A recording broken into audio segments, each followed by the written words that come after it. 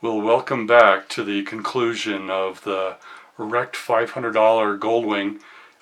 This is the end of the series, and I hope you enjoy it. This is going to go over everything from the end of part 5 to where I'm writing and finishing and getting all the bugs out, and at the end of this video you'll see the total cost and kind of my thoughts on was this project even worth it, so anyways, thanks for joining in, and I hope you enjoy the conclusion of the GL 1800 wrecked 2001 Goldwing.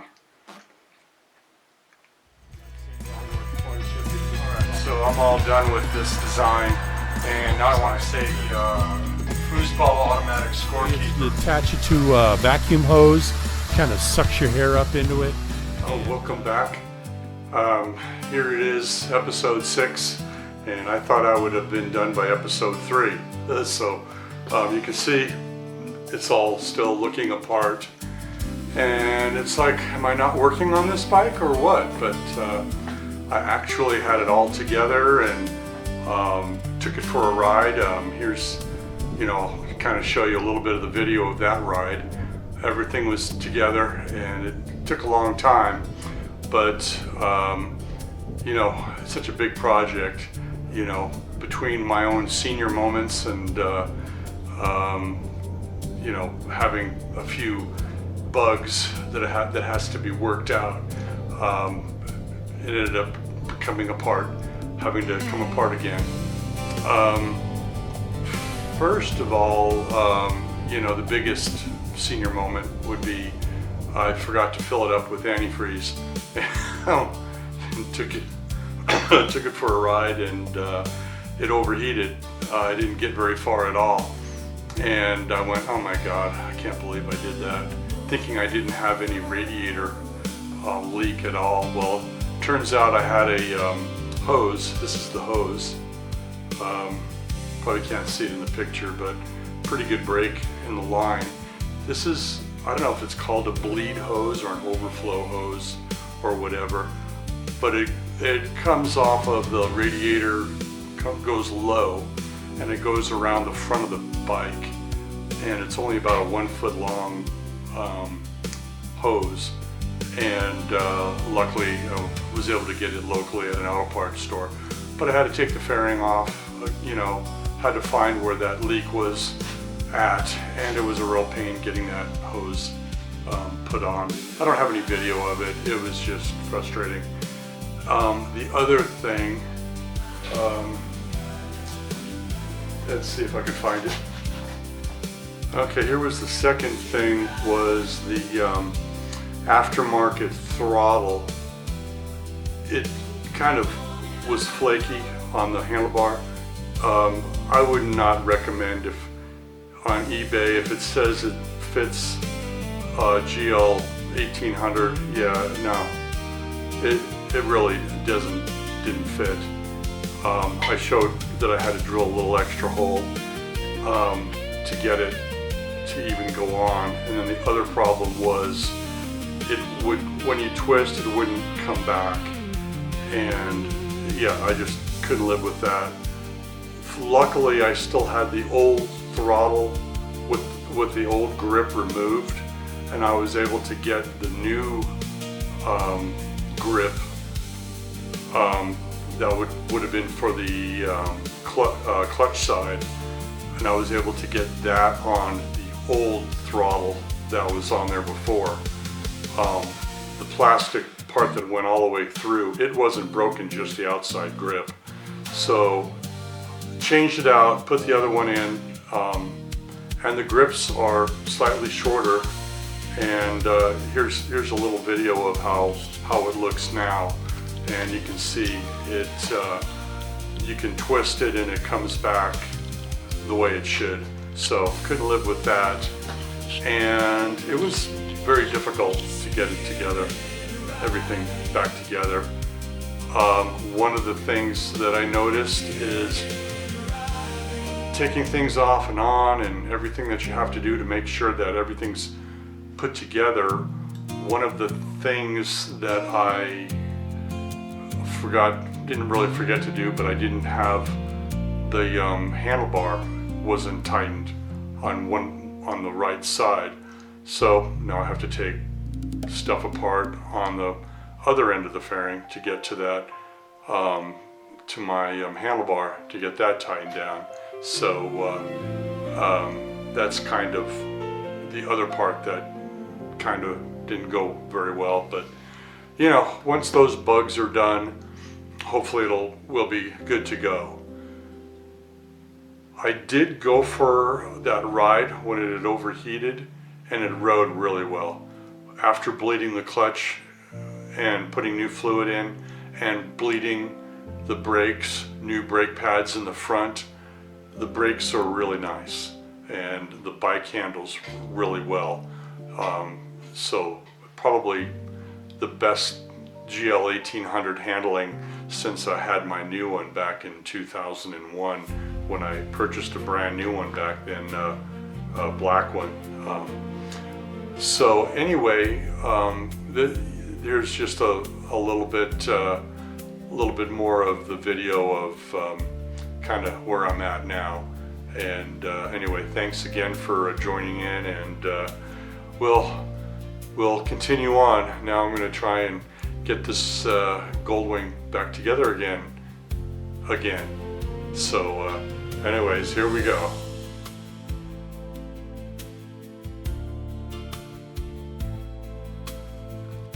So this is me putting it back together again.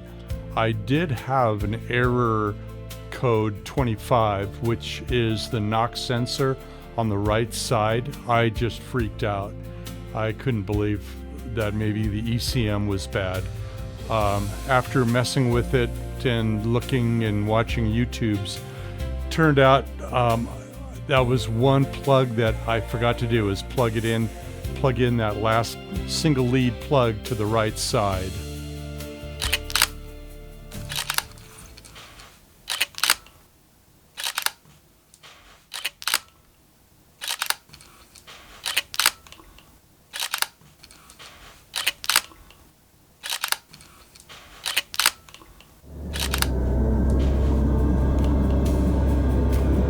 So here I am riding it for my most recent last trial ride, making sure everything works properly now that I have the antifreezes in and I've got the handlebars tightened down. I wanted to make sure that code 25 didn't reappear. I knew it wouldn't. It was a real pain to get to that plug and to plug it back in. I had to take the manifold off on the right side and take off the horn on the right side and lean the motorcycle down on its left side just to get to that plug and plug it into that. The plug was right kind of toward the front of the bike on the right side, and really difficult to get to that knock sensor to get that plug back in. So I do want to say I'm going to go ahead and kind of let this ride out for a little bit. I want to let everybody know how much I've paid for the bike and all the expenses that went into everything. So I'm going to get started on that right now. So starting with the price of the bike, the plates and parts, and just kind of work my way down from the starting price all the way to what this project cost me to finish.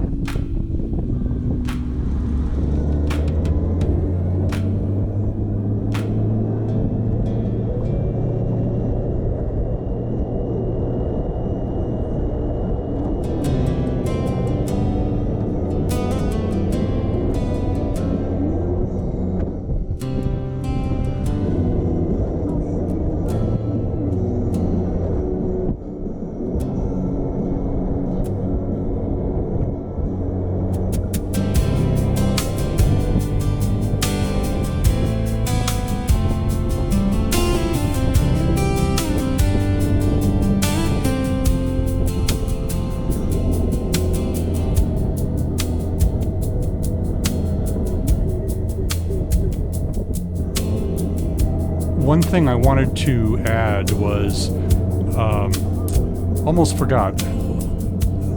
For me, getting the fairing back on the bike, it was easier to put the right side of the fairing on first, as opposed to putting it all on at the same time.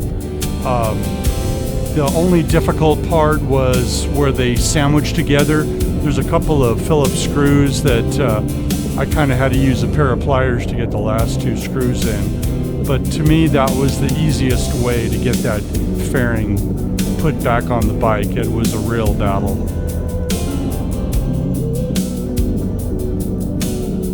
Well, thanks everyone for watching. This is the end of the series. This is part 6. I hope you enjoyed watching me take a $500 wrecked GL 1800 and getting it back on the road and riding again.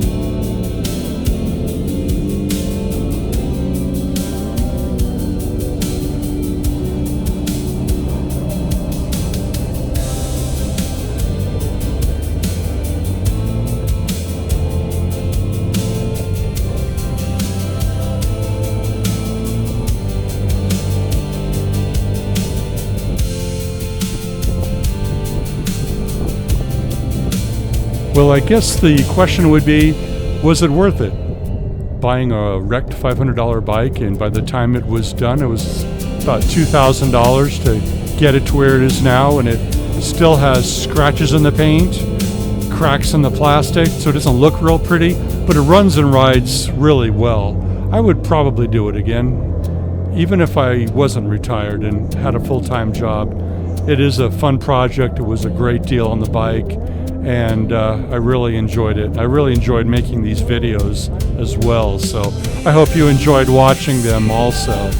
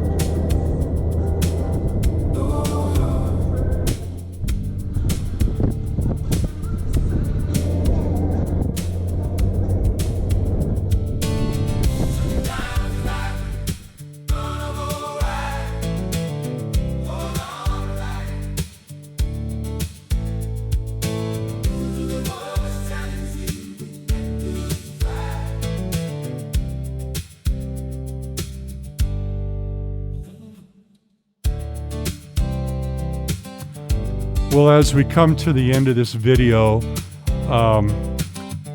it was really nice to finally get to clean the garage and get that garage all put together and ready for my wife to be able to park her car back in this side of the garage.